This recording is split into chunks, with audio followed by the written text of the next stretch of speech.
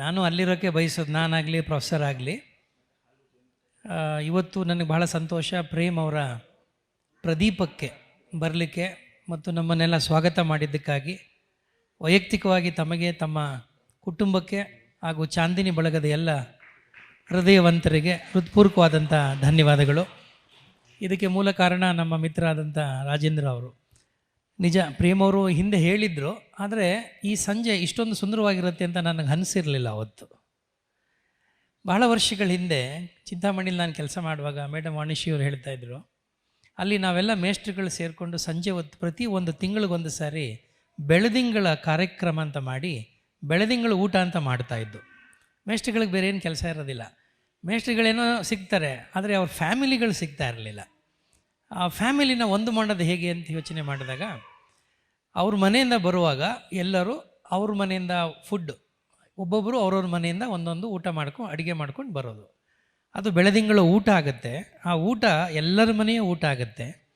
ಅದ್ರ ಜೊತೆಲಿ ಮೇಷ್ಟ್ರುಗಳೇನು ಮಾಡಬೇಕು ಅಂದರೆ ಒಂದು ಪುಸ್ತಕ ಓದ್ಕೊಂಬರಬೇಕು.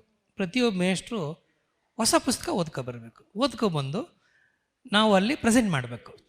ಅದು ಟೀಚರ್ಸ್ಗೆ ಮಾತ್ರ, ಮೇಷ್ಟ್ರುಗಳಿಗೆ. ಅವರು ಫ್ಯಾಮಿಲೀಸು ಅವ್ರ ಪಾಡಿಗೆ ಅವರು ಮಾತುಗಳಾಡ್ಕೊಂಡಿರೋರು. ಸೊ ಇವತ್ತು ಇಲ್ಲಿಗೆ ಬಂದಾಗ ನನಗೆ ಭಾಳ ಖುಷಿಯಾಗಿದ್ದು, ನೀವು ಹೇಳ್ತಾ ಇದ್ದೀರಿ ಹುಣ್ಣಿಮೆ ರಾತ್ರಿ ನಾವೆಲ್ಲ ಸೇರ್ತೀವಿ ಅಂತ.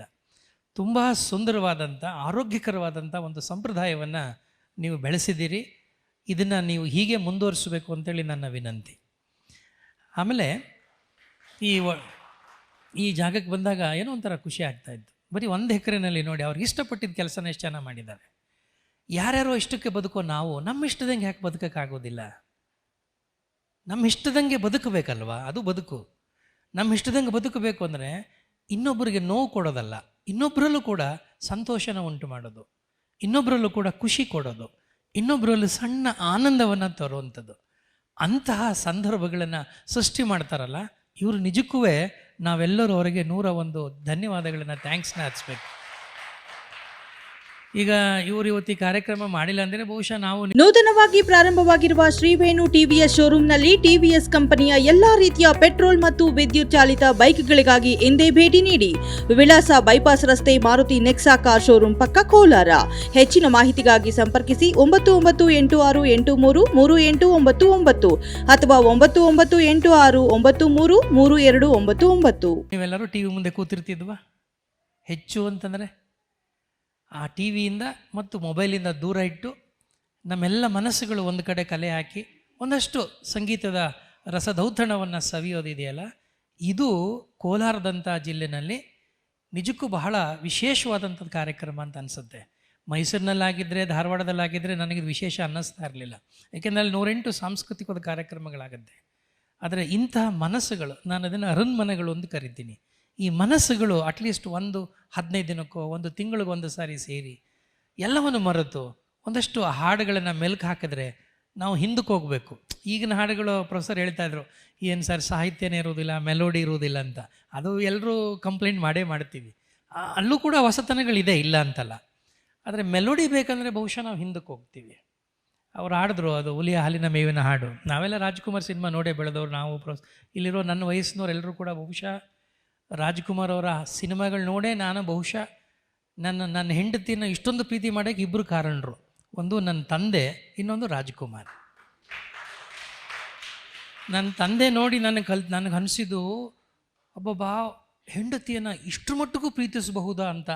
I learn from my father. It is A lesson I learn from my father. Rajkumar cinema ನೋಡಿ ಹೆಂಡತಿಯನ್ನು ಗೌರವಿಸೋದು ಹೇಗೆ ಅಂತ ನಾನು ಕಲಿತೆ. Mutual respect is very important. ನಾನು ಗೌರವಿಸಿದ್ರೆ ನನ್ನ ಹೆಂಡತಿ ಕೂಡ ನನ್ನನ್ನು ಗೌರವಿಸ್ತಾಳಲ್ವ. ಒಬ್ಬ ಮಗನಾಗಿ, ಒಬ್ಬ ಗಂಡನಾಗಿ, ತಂದೆಯಾಗಿ, ಒಬ್ಬ ಬಂಧುವಾಗಿ, ಸಹೋದರನಾಗಿ ಯಾವ ರೀತಿ ಬದುಕಬೇಕು ಅನ್ನೋದಕ್ಕೆ ಅವ್ರ ಸಿನಿಮಾಗಳು ನೋಡಿಬಿಟ್ರೆ ಸಾಕಲ್ವ. ಪಾಠ ಓದಬೇಕಾಗಿಲ್ಲ, ಪರೀಕ್ಷೆ ಬರೀಬೇಕಾಗಿಲ್ಲ, ಯಾರ ಮಾತು ಕೇಳಬೇಕಾಗಿಲ್ಲ. ಆ ಹಾಡನ್ನ ಲಾಸ್ಟ್ ಟೈಮ್ ನಮ್ಮ ಮನೆ ಹತ್ರ ಬಂದಾಗ ಇವರು ನಮ್ಮ ಬಂಗ್ಲೋದಲ್ಲಿ ಯಾಕೆ ಹಾಡಿಸಿದೆ ಅಂದರೆ, ಆ ಹಾಡಿನಲ್ಲಿ ತುಂಬ ವೆರೈಟೀಸ್ ಇದೆ. ನೀವು ಕೇಳಿ, ಅದರೊಳಗಡೆ ಅಲ್ಲಿ ತುಂಟತನ ಇದೆ, ನಗೆ ಇದೆ, ಪ್ರೇಮ ಇದೆ, ಛೇಡಿಸ್ತಾರೆ, ಕುಚೋದ್ಯ ಇದೆ. ಒಂದು ಹಾಡಿನಲ್ಲಿ ಇಷ್ಟೊಂದು ವೆರೈಟೀಸ್ ತರೋಕ್ಕೆ ಸಾಧ್ಯವಾಗೋದಾದರೆ ಬದುಕಿನಲ್ಲೂ ಕೂಡ ಆ ವೈವಿಧ್ಯತೆಯನ್ನು ತರೋಕ್ಕೆ ಸಾಧ್ಯ ಇದೆ. ಅದಕ್ಕೆ ನಾನು ಅವ್ರಿಗೆ ಹೇಳ್ತಾ ಇದ್ದೆ, ಇವತ್ತಿಲ್ಲಿ ಸೇರಿರೋರು ಎಲ್ಲರೂ ಕೂಡ ದಂಪತಿಗಳಿದ್ದೀರಿ. ಆ ದಂಪತಿಗಳಲ್ಲಿ ಒಂದಷ್ಟು ಹೆಚ್ಚು ಪ್ರೀತಿಯನ್ನು ಉಂಟು ಮಾಡೋಕ್ಕೆ ಸಾಧ್ಯವಂಥ ಹಾಡುಗಳನ್ನು ಹಾಡಿ ಅಂತ. ಆ ದಾಂಪತ್ಯಕ್ಕೆ ಒಂದು ಒಂದು ಒಂದು ಅರ್ಥ ಇದೆ. ದಂಪತಿಗೆ ವಯಸ್ಸಾಗಬಹುದು, ದಾಂಪತ್ಯಕ್ಕೆ ವಯಸ್ಸಾಗೋದಿಲ್ಲ ಅಂತ. ಹೌದಲ್ವಾ? ನಾನೇ ಬರೆದು ಮಂಗಳೂರಿನ ಆಕಾಶವಾಣಿಯಲ್ಲಿ ಅದನ್ನು ಪ್ರಸ್ತುತಪಡಿಸಿದಂಥ ಒಂದು ಹಾಡದು. ಮತ್ತೆ ಮತ್ತೆ ಕೇಳಬೇಕೆನಿಸುತ್ತಿದೆ ಜೀವದೊಡತಿಯ ಗಾನವನ್ನು ಅಂತ ನಾನೇ ಬರೆದೆ. ಅದು ಮಂಗಳೂರಿನಲ್ಲಿ ತಿಂಗಳ ಕಾರ್ಯಕ್ರಮದಲ್ಲಿ ಅದು ಪ್ರಸ್ತುತಪಡಿಸಿದರು, ಮಂಗಳೂರಲ್ಲಿದ್ದಾಗ, ಅದು ಭಾಳ ವರ್ಷಗಳ ಹಿಂದೆ. ಅಂದರೆ ಈ ದಾಂಪತ್ಯ ಅನ್ನೋದನ್ನು, ಅದರ ಸವಿಯನ್ನು ಅನುಭವಿಸಿದವರಿಗೆ ಗೊತ್ತಾಗತ್ತೆ. ಮತ್ತು ಮಕ್ಕಳು ಎಲ್ಲರೂ ಒಂದು ಕಡೆ ಕೂತ್ಕೊಂಡು ಏನೋ ಒಂದು ಲೋಕ ಮರೆತು ಇನ್ನೊಂದು ಲೋಕಕ್ಕೆ ಹೋಗೋದಿದೆಯಲ್ಲ, ಅದು ಬಹಳ ಒಳ್ಳೆಯದು ಅಂತ ಅನಿಸುತ್ತೆ. ಇವತ್ತಿನ ಈ ಸುಂದರವಾದ ಕ್ಷಣಗಳನ್ನು ಸೃಷ್ಟಿ ಮಾಡಿಕೊಟ್ಟಂಥ ಪ್ರೇಮ್ ದಂಪತಿಗೆ ಮತ್ತು ಚಾಂದಿನಿ ಬಳಗದ ಎಲ್ಲ ಗೆಳೆಯರಿಗೆ ಮತ್ತು ರಾಜೇಂದ್ರ ಸಿಂಹ ಅವರಿಗೆ ವಿಶೇಷವಾಗಿ ನನ್ನ ಹೃತ್ಪೂರ್ವಕವಾದಂಥ ನಮಸ್ಕಾರಗಳು, ಧನ್ಯವಾದಗಳು. ನಮ್ಮ ಪ್ರೇಮ್ ಅವರ ಮನೆಗೆ ನಮ್ಮನ್ನೆಲ್ಲ ಆಹ್ವಾನ ಮಾಡಿ ನನ್ನ ಮತ್ತು ನಮ್ಮ ಮಾನ್ಯ ಜಿಲ್ಲಾಧಿಕಾರಿಗಳನ್ನು ಕರೆದು ಈ ರಸಸಂಜೆ ಸಂಗೀತ ಕಾರ್ಯಕ್ರಮವನ್ನು ವಿಶೇಷವಾಗಿ ನಮ್ಮ ಎಸ್ ಜಾನಕಿಯವರ ನೆನಪಿನಲ್ಲಿ ಮಾಡಿರ್ತಕ್ಕಂಥದ್ದು ಭಾಳ ಸಂತೋಷದ ವಿಷಯ. ನಮ್ಮಿಬ್ಬರನ್ನೂ ಈ ಕಾರ್ಯಕ್ರಮಕ್ಕೆ ಆಹ್ವಾನ ಮಾಡಿರೋದ್ರಿಂದ ನಿಮಗೆ ನಮ್ಮ ಪ್ರೊಫೆಸರ್ ಮುರಳಿ ಅವರಿಗೆ, ನಮ್ಮ ರಾಜೇಂದ್ರ ಅವರಿಗೆ ಮತ್ತು ನಿಮ್ಮೆಲ್ಲ ಬಂಧುಗಳಿಗೆ ನಾನು ಹೃತ್ಪೂರ್ವಕವಾದ ವಂದನೆಗಳನ್ನು ಸಲ್ಲಿಸಲಿಕ್ಕೆ ಬಯಸ್ತೇನೆ. ಈಗಾಗಲೇ ನಮ್ಮ ಜಿಲ್ಲಾಧಿಕಾರಿಗಳು ಒಳ್ಳೆಯ ಸ್ಪೀಕರ್, ಅವರು ಮೇಷ್ಟ್ರು, ಭಾಳ ಚೆನ್ನಾಗಿ ಮಾತನಾಡಿದ್ದಾರೆ, ಒಳ್ಳೆಯ ಸಂದೇಶವನ್ನು ಅವರು ಕೊಟ್ಟಿದ್ದಾರೆ. ಹಾಗಾಗಿ ಇದು ಇಷ್ಟೊಂದು ಚೆನ್ನಾಗಿರುತ್ತೆ ಕಾರ್ಯಕ್ರಮ, ಈ ಥರದ ಸಂಜೆ ನಾವು ಕಳಿತೀವಿ ಅಂತ ನಾನು ಅಂದ್ಕೊಂಡಿರಲಿಲ್ಲ. ಬಟ್ ಇದು ತುಂಬ ನೆನಪಿನಲ್ಲಿ ಉಳಿತಕ್ಕಂಥ ಕಾರ್ಯಕ್ರಮ. ಮತ್ತು ವಿಶೇಷವಾಗಿ ನೀವು ಎಸ್ ಜಾನಕಿಯವರನ್ನು ಕೂಡ ನೆನೆಸ್ಕೊಳ್ತಾ ಇರ್ತಕ್ಕಂಥದ್ದು ನಿಜಕ್ಕೂ ಒಂದು ಐತಿಹಾಸಿಕ ಅಂತ ನಾನಂತೂ ಭಾವಿಸ್ತೇನೆ. ಇಷ್ಟರವರೆಗೂ ಹಾಡಿದಂಥ ಹಾಡುಗಳು ನಮ್ಮ ಮಾನ್ಯ ಜಿಲ್ಲಾಧಿಕಾರಿಗಳಿಗೆ ರಾಜ್ಕುಮಾರ್ ಅವರ ಅಭಿಮಾನಿಗಳು ಅಂಥೇಳಿ ಅವರು ಅರ್ಥಪೂರ್ಣವಾದಂಥ ಹಾಡುಗಳು ಹಾಡಿ ಅಂತ ಅವ್ರು ಹೇಳಿದರು. ವಿಶೇಷವಾಗಿ ನನ್ನ ಹಿನ್ನೆಲೆ ಏನು ಅಂದರೆ, ನಾನು ಅವರು ಇಬ್ಬರು ಮಾಧ್ಯಮದಿಂದ ಬಂದವರು, ಪತ್ರಕರ್ತರಾಗಿ ಬಂದವರು. ಸೊ ನನಗಂತೂ ಅವ್ರಿಗಿನ್ನ ಹೆಚ್ಚು ಚಿತ್ರರಂಗದ ಒಡನಾಟ ಜಾಸ್ತಿ. ನಾನು ಚಲನಚಿತ್ರರಂಗಕ್ಕೆ ಬರಬೇಕು ಅಂತ ಬಂದವನು ಚಲನಚಿತ್ರ ಪತ್ರಕರ್ತನಾದೆ, ನಂತರ ಚಲನಚಿತ್ರದ ಮೇಷ್ಟ್ರ ಆದೆ. 30 ವರ್ಷ ನಾನು ಇಡೀ service have taught films in Bangalore university, Bengaluru ವಿಶ್ವವಿದ್ಯಾಲಯದಲ್ಲಿ 30 ವರ್ಷಗಳ ಕಾಲ ಪೂನಾ ಫಿಲ್ಮ್ ಇನ್ಸ್ಟಿಟ್ಯೂಟಲ್ಲಿ ನಾನು ತರಬೇತಿ ಪಡೆದು 30 ವರ್ಷ ಚಲನಚಿತ್ರ ಪಾಠ ಮಾಡೋವಂಥ ಒಂದು ಅವಕಾಶ ನಂದಾಯಿತು. ಹಾಗಾಗಿ ನನಗೆ ಈ ಚಲನಚಿತ್ರ ನಿರ್ದೇಶಕರುಗಳು, ಚಿತ್ರನಟರು, ಇವ್ರನ್ನೆಲ್ಲ ಸಂಪರ್ಕ ಮಾಡ್ತಕ್ಕಂತಹ, ಅವ್ರನ್ನ ಸಂದರ್ಶನ ಮಾಡ್ತಕ್ಕಂಥ ಒಂದು ಸದಾವಕಾಶ ಅದು ಬಹುಶಃ ಡಾಕ್ಟರ್ ರಾಜ್ಕುಮಾರ್ ಅವ್ರನ್ನೂ ಸೇರಿಸಿ ನಾನು ತುಂಬ ಹತ್ತಿರ ಇದ್ದಂಥವನು. ಹಾಗಾಗಿ ಈ ಸಂಗೀತ, ಈ ಸಾಹಿತ್ಯ, ಆಮೇಲೆ ಮೂಲತಃ ನಾನು ಚಿತ್ರದುರ್ಗದಿಂದ ಬಂದವನು. 70ರ ದಶಕದಲ್ಲಿ ನಾಗರಾವು ಚಲನಚಿತ್ರವನ್ನು ಪುಟ್ಟಣ್ಣ ಕಣಗಾಲ್ ಅವರು ಮಾಡಬೇಕಾದ್ರೆ ಸಾಹಿತ್ಯ ರಚನೆಯಲ್ಲಿ ಮತ್ತು ಸಂಗೀತದಲ್ಲಿ ಅವರು ಕೊಟ್ಟಂಥ ಕೊಡುಗೆ, ಚಿ ಉದಯಶಂಕರ್ ಅವರು ಇಡೀ ನಮ್ಮ ಜಿಲ್ಲೆಗೆ ಓಡಾಡಿ ನಮ್ಮ ಅಲ್ಲಿಯ ಸಂಸ್ಕೃತಿ, ಭಾಷೆ ಅಧ್ಯಯನ ಮಾಡಿ ಅವರು ಬರೆದಂಥ ಹಾಡುಗಳು, ವಿಜಯಭಾಸ್ಕರ್ ಅವರು ಕೊಟ್ಟಂಥ ಸಂಗೀತ, ಪುಟ್ಟಣ್ಣ ಕಣಗಾಲ್ ಅದನ್ನು ನಿರ್ದೇಶನ ಮಾಡಿದಂಥ ರೀತಿ ನಾನು ಕಣ್ಣಲ್ಲಿ ನೋಡಿದ್ದೀನಿ.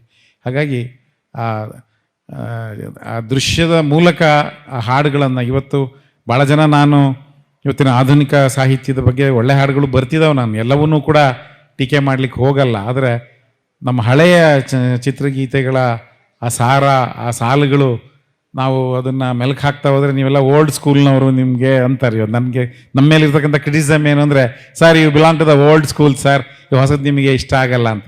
ಹೊಸದು ಇಷ್ಟ ಆಗಲ್ಲ ಅನ್ನುವಂಥ ಪ್ರಶ್ನೆ ಅಲ್ಲ. ಯಾವುದೇ ಒಂದು ಹಾಡು, ಒಂದು ಸಾಹಿತ್ಯ ರಚನೆ ಆಗಬೇಕಾದ್ರೆ, ಚಿತ್ರ ಸಾಹಿತ್ಯ ಆಗಲಿ, ಏನೇ ಒಂದು ಕವಿತೆ ರಚನೆ ಆಗ್ತಕ್ಕಂಥ ಸಂದರ್ಭದಲ್ಲಿ ಅದರ ಭಾವ, ಅದರಿರ್ತಕ್ಕಂಥ ಅರ್ಥ, ಅದು ನಮ್ಮ ಮನಸ್ಸಿನ ಮೇಲೆ ಯಾವ ರೀತಿ ಪರಿಣಾಮ ಬೀರ್ತದೆ ಅನ್ನುವಂಥದ್ದು ಬಹಳ ಮುಖ್ಯ. ಅದರ ರಾಗ ಸಂಯೋಜನೆ ಮತ್ತು ಅದರ ತಲುಪಿಸುವಿಕೆ ಮತ್ತು ಅದನ್ನು ನಾವು ಹೇಗೆ ರಿಸೀವ್ ಮಾಡ್ತೀವಿ. ಎಷ್ಟೋ ಸಂದರ್ಭದಲ್ಲಿ ಒಂದು ಹಾಡು ಇಡೀ ನಮ್ಮ ಚಿಂತನಾ ಲಹರಿಯನ್ನೇ ಬದಲಿಸಕ್ಕಂಥ ಭಾಳ ದೊಡ್ಡ ಶಕ್ತಿ ಇದೆ. ಸಾಹಿತ್ಯದ ಶಕ್ತಿ ಏನಪ್ಪ ಅಂತ ಹೇಳಿದ್ರೆ, ಅದು ಒಂದು ಕವಿತೆ ಸಾಲುಗಳಾಗಲಿ ಅಥವಾ ಒಂದು ಸಾಹಿತ್ಯದ ತುಣುಕಾಗಲಿ ಇಡೀ ನಮ್ಮ ಯೋಚನಾ ಲಹರಿಯನ್ನು ಬದಲಿಸುವ, ನಮ್ಮ ಜೀವಿತದ ದಿಕ್ಕನ್ನೇ ಬದಲಿಸೋ ಶಕ್ತಿ ಯಾರಿಗಾರ ಇದ್ದರೆ ಅದಕ್ಕೆ ಸಾಹಿತ್ಯಕ್ಕಿದೆ. ಅದನ್ನು ನಾವು ಭಾಳ ಎಚ್ಚರಿಕೆಯಿಂದ ಗಮನಿಸಬೇಕು. ಹಾಗಾಗಿ ಇವತ್ತಿನ ಗಾಯಕರು ನಮ್ಮ ಹರ್ಷಿತ್ ಮತ್ತು ನಾಗಶ್ರೀ ಅವರು ಭಾಳಷ್ಟು ಚೆನ್ನಾಗಿ ಹಾಡ್ತಿದ್ದಾರೆ. ಇದು ಒಂದು ದೊಡ್ಡ, ನನಗಂತೂ ನಿಜಕ್ಕೂ ಕೂಡ ಬಹಳ ಸಂತೋಷ ಮತ್ತು ಒಂದು ವಿಶೇಷವಾದಂಥ ಅನುಭವ ಅಂತ ನಾನಂತೂ ಭಾವಿಸ್ತೇನೆ. ಆಮೇಲೆ ನಮಗೆ ನೀವು ಭಾಳ ಇಷ್ಟಪಡೋ ಹಾಡುಗಳು ಯಾವುವು ಅಂದ್ರೆ ನಾವೆಲ್ಲ ಮತ್ತೆ 60, 70, 80 ದಶಕಕ್ಕೆ ಹೋಗ್ಬಿಡ್ತೀವಿ. ಬಹುಶಃ ಇತ್ತೀಚಿನ ಹಾಡುಗಳು ಅದೇ ನಾನು ಬೆಳಿಗ್ಗೆ ಮಾತನಾಡ್ತಕ್ಕಂಥ ಸಂದರ್ಭದಲ್ಲಿ ಹೇಳ್ತಾ ಇದ್ದೆ, ನಾನು ಯಾವುದೋ ಒಂದು ಪ್ರತಿಷ್ಠಿತ ವಿಶ್ವವಿದ್ಯಾಲಯಕ್ಕೆ ನ್ಯಾಕ್ ವಿಸಿಟ್ಗೆ ಹೋದಾಗ ಸಂಜೆ ಸಾಂಸ್ಕೃತಿಕ ಕಾರ್ಯಕ್ರಮದಲ್ಲಿ ಒಂದು ಒಳ್ಳೆ ಸಂಸ್ಕೃತ ಹಾಡನ್ನು ವೆಸ್ಟರ್ನ್ ಮ್ಯೂಸಿಕ್ ಹಾಕಿ ಕುಣಿಯೋಕ್ಕೆ ಶುರು ಮಾಡಿಬಿಟ್ರು. ನಾನು ಅದನ್ನು ಟಾಲರೇಟ್ ಮಾಡೋಕ್ಕಾಗಲಿಲ್ಲ. ನಾನು ಹೇಳಿದೆ, ನೋಡಿ, ನಮ್ಮ ಇಲ್ಲಿಯ ಸಂಸ್ಕೃತಿಯನ್ನು, ಇಲ್ಲಿಯ ನೇಟಿವಿಟಿಯನ್ನು, ನಮ್ಮ ಜಾನಪದ ಸೊಗಡನ್ನು ನೀವು ಪಾಶ್ಚಿಮಾತ್ಯ ವಾದ್ಯಗಳನ್ನು ಹಾಕಿ ದಯವಿಟ್ಟು ನಾಶ ಮಾಡಬೇಡಿ. ಆ ಸ್ವರೂಪವನ್ನು ನಾಶ ಮಾಡ್ತಕ್ಕಂತಹ ನಮ್ಮದೇ ಸಾಹಿತ್ಯನ ತಿರುಸ್ತಕ್ಕಂಥ ಅಧಿಕಾರ ನಮಗಿಲ್ಲ. ಮೂಲದ ಸಾಹಿತ್ಯವನ್ನು, ಮೂಲ ಸಂಸ್ಕೃತಿಯನ್ನು ನಾವು ಅನಿವಾರ್ಯವಾಗಿ ಉಳಿಸ್ಕೋಬೇಕಾಗ್ತದೆ ಅನ್ನುವಂಥ ಅದು ಬಹಳ ಮುಖ್ಯವಾದಂಥ ಮಾತು. ಹಾಗಾಗಿ ಇವತ್ತಿನ ಎಲ್ಲ ಹಳೆಯ ಚಿತ್ರಗೀತೆಗಳು, ನಮ್ಮ ಹಳೆಯ ನೆನಪುಗಳನ್ನು ಮೆಲುಕು ಹಾಕ್ತಕ್ಕಂಥ ಒಂದು ಅವಕಾಶವನ್ನು ನೀವೆಲ್ಲ ಕಲ್ಪಿಸಿದ್ದೀರಿ. ಇಬ್ಬರು ಗಾಯಕರು ಕೂಡ ಭಾಳ ಒಳ್ಳೆ, ಇನ್ನೊಬ್ಬರು ಮೇಡಮ್ಮು ಕೂಡ ಬಂದರು ಬೆಂಗಳೂರಿನಿಂದ, ಅವರು ಕೂಡ ತುಂಬ ಚೆನ್ನಾಗಿ ಹಾಡಿದರು. ನಮ್ಮ ನಿರೂಪಣೆ ಮಾಡೋರು ಅಷ್ಟೇ ಎಲ್ಲ ಒಂದು ಚಲನಚಿತ್ರ ವಿವರಗಳನ್ನು ಹೇಳಿ ಹೇಳಿ ನಿರೂಪಣೆ ಮಾಡ್ತಾ ಇರ್ತಕ್ಕಂಥದ್ದು ಭಾಳ ಸಂತೋಷದ ವಿಷಯ. ಹಾಗಾಗಿ ಗಾಯನ ನಮ್ಮ ಜಾನಕಮ್ಮನ ಮತ್ತು ಲತಾ ಮಂಗೇಶ್ಕರು, ಪಿ ಸುಶೀಲಾ, SP ಇವ್ರದೆಲ್ಲ ಏನಪ್ಪ ಅಂದರೆ ದೈವದತ್ತವಾಗಿ ಬಂದಿರತಕ್ಕಂಥದ್ದು. ಅವ್ರು ಮಾತನಾಡಿದರೆ ಗಾಯನ ಅದು. ಹಾಗಾಗಿ ಅಷ್ಟು ಸುಲಭ ಅಲ್ಲ. ಸರಸ್ವತಿ ನಾಲ್ಗೆ ಮೇಲೆ ಕೂತು ಗಾಯನ ಸುಧೆಯನ್ನು ಹರಿಸ್ಬೇಕಾದ್ರೆ, 4 ಜನ ತಲೆ ಅಲ್ಲಾಡಿಸೋ ಶಕ್ತಿ ಕೊಡಬೇಕಾದ್ರೆ ಎಲ್ಲೋ ಶಾರದಾಂಬೆಯ ಕೃಪೆ ಭಾಳ ಬೇಕು. ಹಾಗಾಗಿ ಇಬ್ಬರಿಗೂ, ನಮ್ಮ ಕೋಲಾರದ ನಮ್ಮ ಪ್ರತಿಭೆಗಳಿಗೆ ಇಬ್ಬರಿಗೂ ಕೂಡ ಸರಸ್ವತಿ ಆಶೀರ್ವಾದ ಇದೆ. ಇದೇ ರೀತಿ ಹೆಚ್ಚು ಇನ್ನೂ ಅಭ್ಯಾಸ ಮಾಡಿ ಜನ ಸಮುದಾಯಕ್ಕೆ, ಜನಕ್ಕೆ ತುಂಬ ಹತ್ತಿರ ಆಗ್ರಿ. ಆಮೇಲೆ ಹಳೆಯ ಸಾಹಿತ್ಯದಲ್ಲಿರ್ತಕ್ಕಂಥ ನೈತಿಕತೆ ಇದೆಯಲ್ಲ, ಆ ಸಂದೇಶ ಅಂದರೆ ಒಂದು ಕುಟುಂಬ, ಇವತ್ತಿನ ನಮ್ಮ ಆತಂಕ ಏನು ಅಂದರೆ ಕುಟುಂಬದ ಸಂವಹನಕ್ಕೆ ಏನಾಗ್ತಾ ಇದೆ, ಯಾವ ದಿಕ್ಕಿಗೆ ಹೋಗ್ತಾ ಇದ್ದೀವಿ, ಎಲ್ಲವೂ ತಂತ್ರಜ್ಞಾನದ ಮೊರೆ ಹೋಗ್ಬಿಟ್ಟು ಫ್ಯಾಮಿಲಿ ಕಮ್ಯುನಿಕೇಷನ್, ಕುಟುಂಬ ಸಂವಹನನೇ ಇಲ್ಲ. ಅಪ್ಪ ಅಮ್ಮನೂ ಮಾತಾಡ್ತಿಲ್ಲ, ಮಗಳು ಮಾತಾಡ್ತಿಲ್ಲ. ನಮ್ಮಮ್ಮ ಊಟ ಮಾಡು ಅಂತ ಹೇಳಿದ್ರೆ ವಾಟ್ಸಪ್ಪಲ್ಲಿ ಮಕ್ಕಳನ್ನ ಕರೆಯುವಂಥ ಅನಿವಾರ್ಯತೆ ಸೃಷ್ಟಿಯಾಗಿರ್ತಕ್ಕಂಥ ಈ ಸಂದರ್ಭದಲ್ಲಿ ಬಾಂಧವ್ಯಗಳನ್ನು ಬೆಸೆಯುವ, ಯಾಕೆಂದರೆ ಇವತ್ತಿನ ನಮ್ಮ ಸಾಮಾಜಿಕ ಪಿಡುಗುಗಳಿಗೆ ಅದೇ ಕೂಡ ಭಾಳಷ್ಟು ಹೆಚ್ಚು ಕಾರಣ ಆಗ್ತಾ ಇದೆ. ಯಾಕೆಂದರೆ ನಮ್ಮ ಮಕ್ಕಳಿಗೆ ನೋವನ್ನು DC ಅವರು ಹೇಳಿದಂಥ ಒಂದು ಮಾತು ನಿಜಕ್ಕೂ ನನಗೆ ಭಾಳ ಮನಸ್ಸು ಕಲಕ್ತಕ್ಕಂಥದ್ದು. ನಾವು ಅವರ ಬೇರುಗಳನ್ನು ಗಟ್ಟಿ ಮಾಡ್ದಲೇ ನೀವು ಬರೀ ವೀಲ್ಸ್ನ ಕಲಿಸ್ತಾ ಇದ್ದೀವಿ ಅನ್ನೋದು ಎಷ್ಟು 100ಕ್ಕೆ 100 ಸತ್ಯವಾದಂಥ ಮಾತು. ಅಂದರೆ ಇವತ್ತಿನ ನಮ್ಮ ಯುವ ಪೀಳಿಗೆ ಒಂಚೂರು ಏನೋ ಸಮಸ್ಯೆ ಆಗಿಬಿಡಲಿ ಜೀವ ಕಳ್ಕೊತಾ ಇದ್ದಾರೆ. ಕನಕದಾಸರು ತಲ್ಲಣಿಸದಿರು ಕಂಡು ತಾಳು ಮನವೇ ಎಲ್ಲರನ್ನೂ ಸಲಹುವನು, ಇದಕ್ಕೆ ಸಂಶಯವಿಲ್ಲ. ಬೆಟ್ಟದ ತುದಿಯಲ್ಲಿ ಹುಟ್ಟಿದ ವೃಕ್ಷಕ್ಕೆ ನೀರೆರೆದವರು ಯಾರೋ. 2 ನಿಮಿಷ ಅದನ್ನು ಆ 2 ಸಾಲುಗಳು ದಾಸರ ಸಾಯಿ ಅಕ್ಕ ಮಹಾದೇವಿ. ನನಗೆ ಭಾಳ ಟೆನ್ಷನ್ ಆದಾಗ ಸರ್, ಪ್ರೆಷರ್ ಬಂದಾಗ ಅಕ್ಕ ಮಹಾದೇವಿ ಸಾಲುಗಳು ಅಲ್ಲಪ್ಪ, ಬೆಟ್ಟದ ತುದಿಯಲ್ಲಿ ಮನೆಯ ಮಾಡಿ ಮೃಗ ಪಕ್ಷಿಗಳಿಗೆ ಅಂಜಿದೊಡೆಂತಯ್ಯ, ನೀನು ಯಾಕಪ್ಪ ಜವಾಬ್ದಾರಿ ತಗೊಂಡೆ, ಬಂದಿಲ್ಲಿ ಕೂತ್ಬಿಟ್ಟು ನೋಡಿ. ಅಕ್ಕನ 2 ಸಾಲು ನನ್ನ ಇಡೀ ಚಿಂತನ ಲಹರಿಯನ್ನೇ ಬದಲಿಸ್ತಕ್ಕಂತಹ ಸಾಲುಗಳು. ನಮ್ಮ ಚಿತ್ರಗೀತೆಗಳಲ್ಲೂ ಅಷ್ಟೇ ಭಾಳಷ್ಟು ಸಾರ ಇರ್ತಕ್ಕ. ಈಗ ವಿಜಯ ನರಸಿಂಹ, ಹುಣಸೂರು ಕೃಷ್ಣಮೂರ್ತಿಗಳು, ಚಿ ಉದಯಶಂಕರ್ ಇವರೆಲ್ಲ ಬರೆದು, ಅದು ಪುಟ್ಟಣ ಕಣಗಾಲ್ ಬಿಡ್ತಿರಲಿಲ್ಲ. ನಾನು ನೋಡಿದ್ದೀನಿ ಅವ್ರನ್ನ, ಪುಟ್ಟಣ ಕಣಗಾಲ್ನ ಹತ್ತಿರದಿಂದ ನೋಡಿದ್ದೀನಿ ನಾನು.